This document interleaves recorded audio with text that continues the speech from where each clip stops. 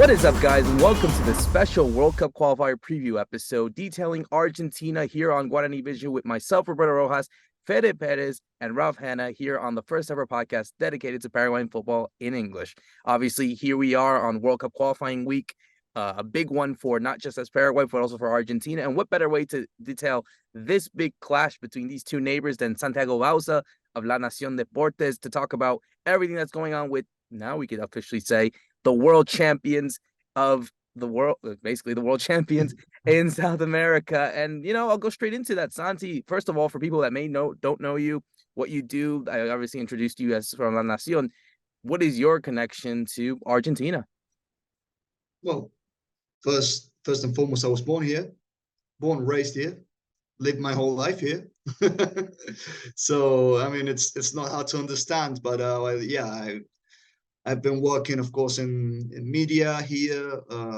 As you said before, I work for La Nacion. I write stuff in Spanish for La Nacion, mostly sports, but I also started dwelling in other topics as well. I also go to football games here in Argentina with Bplay, which is a betting site. And I started working with them, speaking to the fans, and talking about that fan experience here in games in Argentina.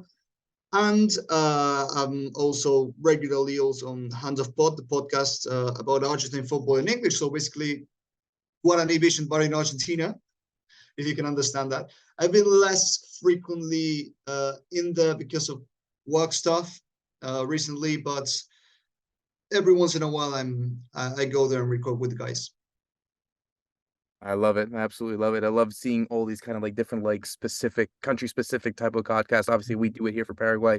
You do it for Argentina. There's others out there depending on the country. So we love to see that kind of happening. So let's go straight into it because obviously the big game that's happening on Thursday at the El Más Monumental, because we got to put sponsorships on these days. It's Paraguay, Argentina at Buenos Aires over there. Obviously a huge clash for both these two sides as both teams are really looking up to pick up points to really continue their qualifying process. We're obviously going to stick to Argentina on this one and go to you because obviously, I mean, what better high can we say about Argentina? This is a side that, again, like I said, World Cup champions, Copa America champions, one loss in the last 3 years or something along those lines. It's incredible to see this kind of rise under Lionel Scaloni, and I think it's really going to be a big test where people are going to think, when is this streak going to end? So I guess, how do you view Argentina for this game against Paraguay, Santi? They're coming off their first 2 wins in qualifying. They beat Ecuador in Buenos Aires last month, and they disposed of Bolivia 3-0 in La Paz. You were actually there at that matchup. So how do you assess this Argentina team before this game against Paraguay? I mean, it feels like they're riding their confidence at an all-time high right now. Like the last time we actually spoke, that I was featured in this podcast, we were, of course, champions of South America, and back then Argentina was also riding an extraordinary confidence high, and it feels like they've been able to maintain that confidence, and I think they even raised their level of football as well. There were a couple, doubts in the middle. Like it felt like Argentina were getting better as that Copa America progressed, and I feel like the quality of football that Argentina have been showing has only gone up throughout Scaloni's reign as Argentina boss. And it also feels like Argentina also have a squad depth that it did not have back then in 2021. They have even more players that can, get into that squad, get into that starting lineup, get into the game during the course of it, and change things for the better. It feels like Argentina have more good defenders. They have more midfielders. They have more players in forward positions as well, which makes such big losses like Angel Di Maria for this international break to not be exactly worrying, because you have someone like Nico Gonzalez who's in the form of his life at Fiorentina waiting on the wins, because you have someone like Alejandro Garnacho, which is one of the most exciting prospects in Europe, also waiting on the wings. And just against Bolivia, having had his first competitive game for Argentina, which makes him cap-tied this time, which means he won't be called up for Spain anymore in perpetuity. So it feels like everything is going for Argentina right now, and and I feel like it's more of a matter of when will this kind of complacency start to kick in, and this is what Scaloni is trying to avoid at all costs, to try to instill into the players this mentality of, guys, we have already won everything we have to win, but we have to keep winning. We have to keep being competitive. We have to keep our focus, because this is a new World Cup process. This is a completely new cycle that's starting right now, and nothing will be granted for the ones that have won the World Cup. I mean, you still have to fight for your place. And in the first official international break after the World Cup, I felt like that mentality is very much ingrained in those players. I feel like they did not drop the levels because they have won so many titles in these last couple of years. It felt like they were still incredibly focused, and I feel like they can still keep the focus against Paraguay. Although, as we've discussed in the previous time that I showed up here, they are somewhat the bogey team of Argentina.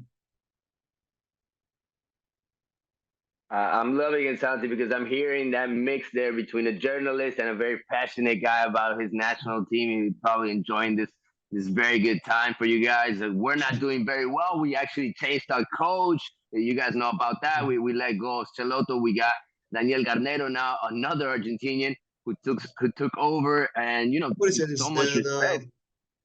Is it like their fourth straight Argentine that's managing Paraguay right now? Could it be? Yeah, it has been. It has been. And Wow. if we put them all together, between the last 10 coaches that been here, most of them have been Argentine. We barely put any Paraguayans there. So yeah, so much respect for this Argentinian team. I think most of the players look up to most of the stars that play in that Argentinian team. And we've had very good games against Argentina. I think for our players to play against Argentina or Brazil, that's probably the one that they're looking forward to. That's the game that they can stand out in. And there's always that historic rivalry, right, between these two countries, between these two teams also, and with Messi there. I wanted to start the chat probably asking you about Messi. What are the expectations to see him in this game? He came back to play against with Inter in this last game before going to Buenos Aires, but are people looking forward to seeing him start this game? Are we going to see him as a sub? Are we going to see him as a captain, just going with the team like we saw against Bolivia? What do you think is going to happen with Messi in this particular game against Paraguay? I think it's an interesting question because it feels very difficult right now for us to begin to come to terms with the fact that Messi is 36 years old, and despite the fact that throughout his career he always seemed like a guy who did not want to lose a single game of football, and was even really mad when he got substituted. It felt very weird for him to actually ask Scaloni to be substituted in the game against Ecuador, and that's when the first kind of alarm bells began to be rang, because that's something that Messi never does, and then it's something he admitted himself, and even despite the fact that during that international break he did not train a single time with the rest of the group, there was always the expectation that he will start no matter what. And then it came as a big shock when he wasn't even on the bench for the Bolivia game. And it came as an even bigger shock to see him miss all these MLS games, despite the fact that they play like very regularly. It's not a common thing for Messi to be playing every 3 or 4 days regularly, only during Champions League week, which was not all that not as common as, at least, as what we see in MLS right now, because of something that was it was rumored to be about a scar, not even a muscle injury, a scar from an injury that he got 10 years ago. It was, I think that there was something a little bit weird about the fact that Inter Miami were not exactly very transparent about communicating what Messi really had and what his supposed injury was, or the pain that he was suffering. But we've seen him return now. We've seen him probably not as active as we expect him to be for Inter Miami, because probably he was taking care of himself. But we also know that Messi prioritizes playing for the national team before anything. And Tata Martino and Inter Miami know this best. And I mean, it was always believed that if Messi wanted to look after himself to be here for these Argentina games, he would do that. And I feel like if probably he didn't play a few games that probably Inter Miami wished he played, because I mean, now they're out of play of contention, it felt like he was taking care of himself to be available for these two fixtures. So I feel like if he made his return already, and if he, waited all these games out, all these crucial games for his own club, if I feel like it was with these couple games in mind to be here for Argentina to play against Paraguay and Peru. So I would expect, at least as far as I know, Messi to, if it isn't to start, at least to be on the bench and to come from the bench. Are there players that are coming back for these two games? Are there players that weren't available for the first two games in the qualifiers that are going to be in this game? I think Acuna was one of them that wasn't on the list before. He's coming back. And the other question that I wanted to make you before throwing it to Ralph is a personal question. What's your favorite memory from a game against Paraguay, and what's your worst memory from a game against Paraguay? That's just from my side. And then Ralph comes on. Those are good questions.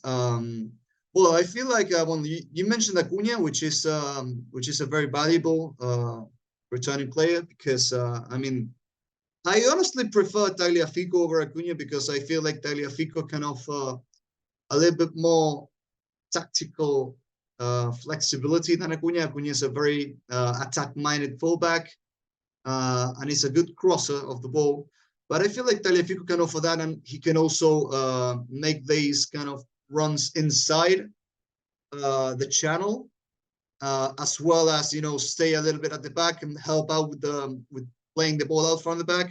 I feel like Tagliafico is a more complete player than Acuna, and I feel like he showed that in the World Cup final as well. But I still feel like Acuna is a very valuable addition, depending on what the game needs. So I feel like it's important to have those variants for these couple games.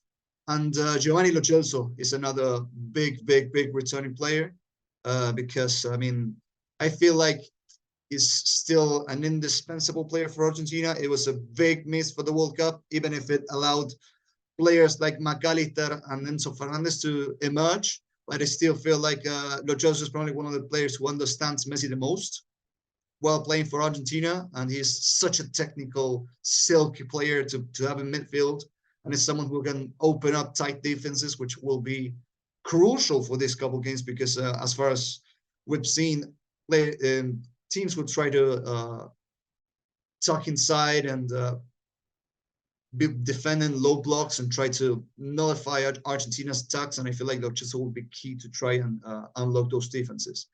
And answering to your second question, I feel like my most cherished memory, and I'm gonna be a little bit I'm gonna say I'm sorry to you, because it must be a little bit difficult for this one.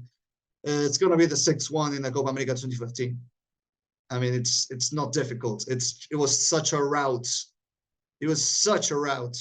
It felt like, well, because of what happened in the group game, Paraguay really made things difficult for Argentina, and it felt like at that semifinal that was going to be the same. It was going to be such a tight, contested, and low-scoring game, because I mean, it was also Ramon Diaz's side. He's a very savvy manager, a very astute manager in the way he manages his players.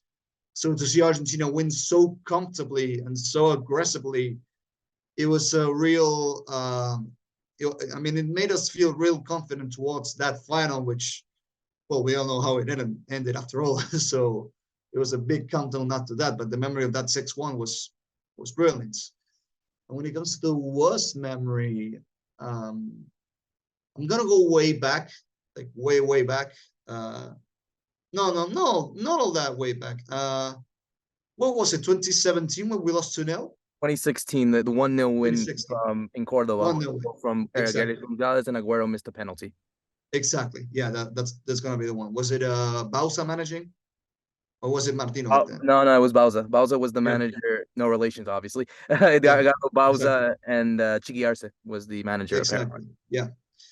Yeah, that's the name that slipped into my mind, thinking there was four in the straight managing Paraguay. But yeah, if I feel like that was one of the worst memories because I mean Argentina was in such a mess, such a disarray, like from top down. I think back then there was no confidence in the manager. There was no confidence in the players that he was calling up. Argentina were coming from these two straight losses in Copa America finals, and I feel like they were regressing with each game. So I feel like it's crazy that only a year and a little bit separates those two memories, those two games. But that was Argentina national team back then. 2016 and 2017 and 2018 were dark years, and it's amazing to see how much Argentina have grown ever since.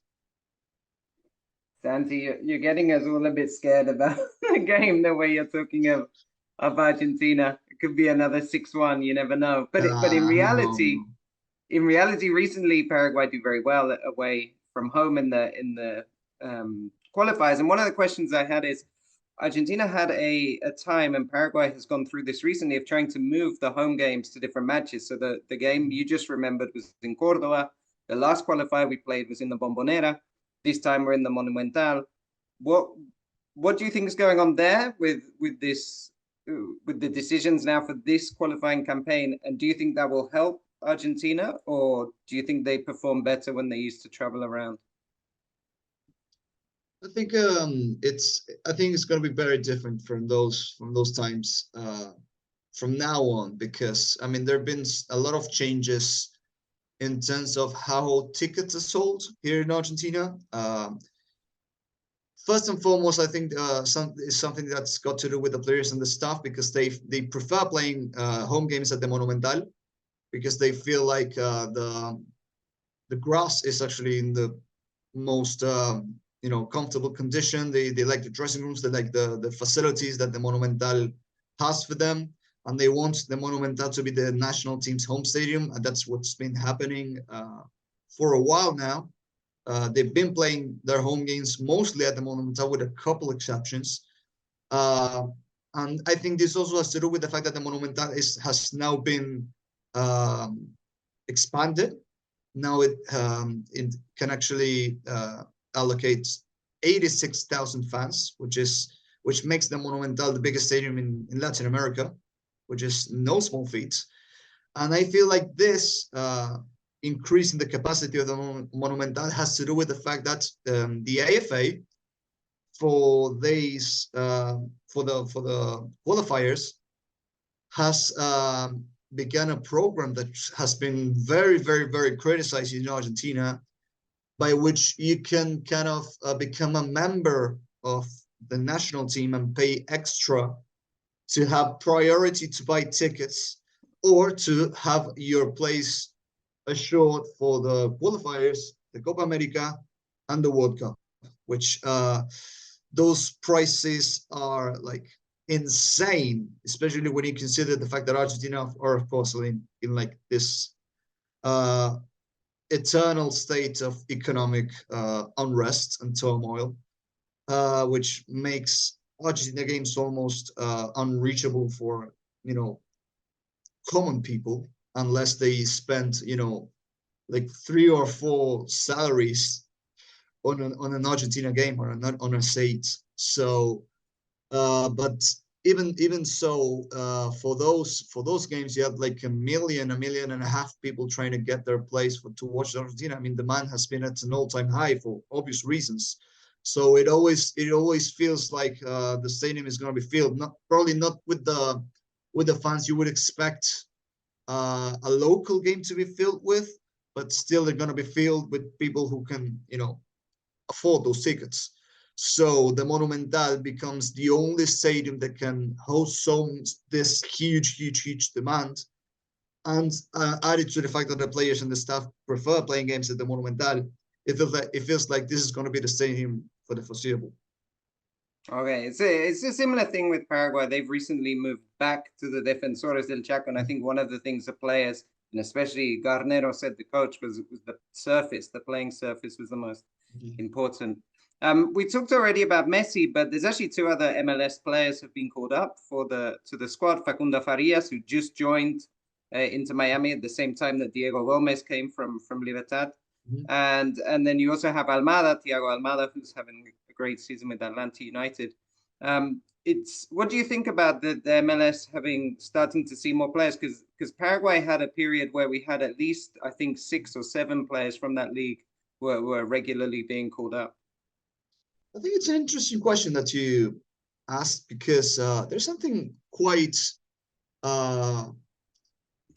curious that's going on with the Argentina national team right now, when it comes especially to those players from MLS, which is that, I mean, as funny as it may sound, they are not going to play. They are not going to play. I know that they are not going to play with the senior squad, at least, because this is a part of a plan that Scaloni is building alongside Javier Mascherano, who is the under-23s coach right now, having already led the under-20s at the World Cup in Argentina, which is that he's setting up his squad to try and get into the Olympics next year at the Sudamericano in Venezuela, which is going to be held in January. And this is the thing: if Scaloni calls up the foreign-based players for the senior national team, this means that those players are forced to be, the clubs need to release those players so that they can, be trained, because otherwise, if Mascherano called them up for the under-23s, then the clubs would not be forced to release those players. So if you want to have, players based in Brazil and based in the United States and even in Europe, then they have to be called up in the senior squad so that they can join the rest of the players that have been called from local teams, which they will willingly release those players to become part of the squad. The thing is that these are mostly players based on Brazil and the MLS, because it is very, very, very unlikely that European teams will actually release those players to play the qualification for the Olympics in January, and then the actual Olympics in August, September, because that's the middle of the season. So Mascherano is kind of at peace with the idea that he probably won't call any under-23s players based in Europe. So he's looking at the clubs in MLS and the clubs in Brazil. So that's why you see players like Alan Velasco, you see players like Thiago Almada, you see players like Facundo Farias being called up for the senior national team, because they will train and they will play friendlies with the under-23s. So, but I feel like at this point in time, at least, it is very, very unlikely that they will, play senior teams for Argentina, unless we see something like extraordinary, either for the clubs or in training. So Santi, I mean, closing out right here, and I think this is more of an assessment of you personally, because obviously we had spoken about how we view Argentina, but I'd like to hear your thoughts on how you view Paraguay, really, because obviously this is a side that, like you said, has historically been tough matches, aside from like maybe a few routes and a few wins for both sides.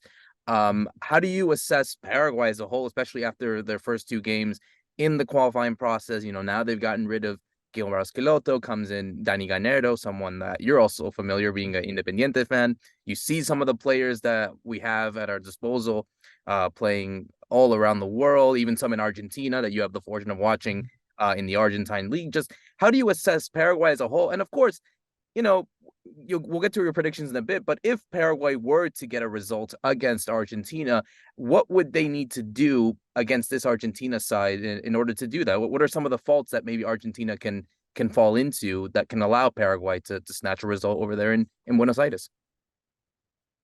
Yeah, I feel like Paraguay are at a very kind of crossroads moment, because I mean, of course, you got a new manager. I feel like this is at least on paper, it feels like a very shrewd appointment, because something that the Paraguay national team had, been kind of off the mark with the appointments is the fact that they appointed managers from elsewhere who were probably not all that vested in Paraguayan football, while the appointment of Garnero feels like someone who is like a very natural choice because of his success in Paraguayan football in the last few years. He has a very extensive knowledge of the players, both in the league and also outside. And I feel like Paraguay have this sort of untapped potential, in the sense that you have quite a lot of players who have such great reputations at club level. You have some, very good talent out there. You have Gustavo Gomez, for example, who is very consistently named as one of the best defenders in all of South America. For example, you have Miguel Almiron, who has been on fire at the Premier League. He's injured now, but you have Julian Ciso, who is like a really exciting prospect. You have people who have been really, really good in Argentina, like Ramon Sosa and Adam Barreiro, for example. You have these very, very good players, Gabriel Avalos as well, but who had never quite had a manager or a system or a tactical setup that could benefit them on the pitch. And it feels like Garnero's appointment could be, that one thing that can finally untap, can finally, maximize the potential that those players have been showing for the last few years. Of course, there will be this kind of new manager bounce factor when they face Argentina, and they will try to use that in the favor. Those first training sessions, that optimism. You have some returning players as well who have been, kind of banished from the national team for so long, and now Garnero has opened the doors and they have accepted the return. People like Tony Sanabria, who has been in Europe for so long, and I feel like is someone who might be very important for Paraguay if he can, agree to play for Paraguay.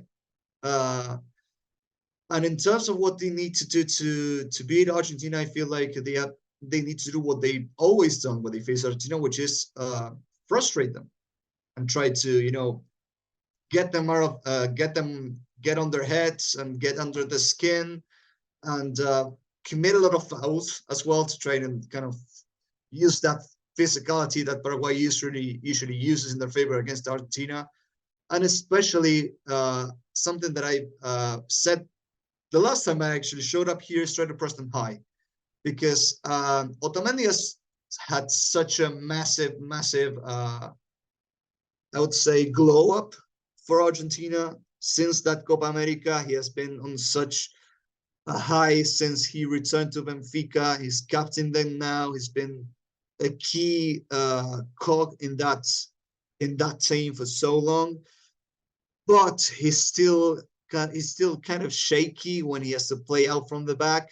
And I feel like in that Ecuador game, it showed a couple times. Ecuador, of course, did not maximize those chances, and they were actually pretty poor in front of goal. But if Paraguay can do that, and if Paraguay can pounce on maybe one or two mistakes that Otamendi might have trying to play out from the back, and if they're smart enough to try and attack in numbers, once that happens, maybe they can find that opening to try and rattle Argentina. So I feel like the Argentina will need to be very, very focused to try and nullify that danger. I would actually think that it's an interesting question, because as much as Otamendi might have these couple issues when it comes to playing out from the back, he's also such an imposing physical presence. He's very, very, very good in the air, and you will need that against Paraguay. You will really, really need that to win aerial duels and to be imposing. So I still feel like he should start against Paraguay ahead of someone like Lisandro Martinez, who's of course coming back from an injury. He's not going to play, of course. It's one of the big losses for Argentina. Or even someone like Facundo Medina, who as good as he's been for long, he's not played a lot of games for Argentina. I feel like Otamendi's experience and physicality will be crucial for that.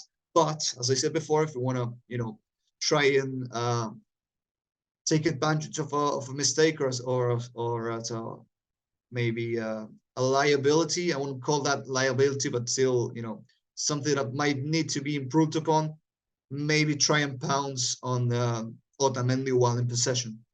Excellent assessment there, Santi. And I guess to close it out, and again, thank you again for doing this. We have to always ask, and this is going to be the case for you. I know you don't really like predictions, but you're going to be right on the spot here. What is ultimately your prediction? How do you see this game between Argentina and Paraguay faring out on Thursday in Buenos Aires? I think it's going to be a very tight 1-0 win for Argentina. I respect it. I respect you're it. You're gonna be very competitive. You're gonna give a really good showing, and it's gonna be really, really tough to try and break you down. But I feel like we eventually gonna break you down. I'm sorry. It's one of those tough games that obviously everyone's looking forward to. I'm sure you guys are looking forward to it. We, of course, here at Guarani Vision are, and we are obviously going to speak about it with this game happening on Thursday. So thank you again, Santi, for joining us and obviously giving your insight on the Argentine national team. But before we let you go, where can everyone follow your work on and everywhere on social media? Yeah, you can follow me on Twitter at Santi_Bauza, or you can also follow me on Instagram, where I, upload a lot of my articles as well, and my kind of match day experiences, which is at sbauza99. Excellent stuff. So make sure to follow Santi on those social media apps as well. And to close it out here for myself, Roberto Rojas, Fede Perez, and Ralph Hanna, thank you so much for listening in. See you soon.